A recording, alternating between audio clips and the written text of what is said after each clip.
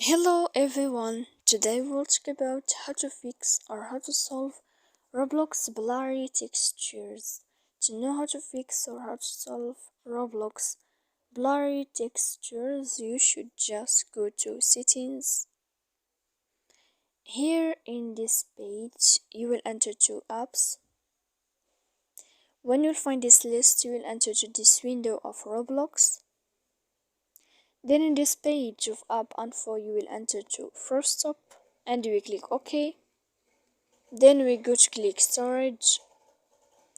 After that we click on clear cache, and in the end you can go to Play Store. Here you will search about Roblox. If you will find here update, you can click to update your application.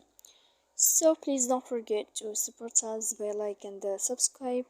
See you next time in another video, and thank you for watching.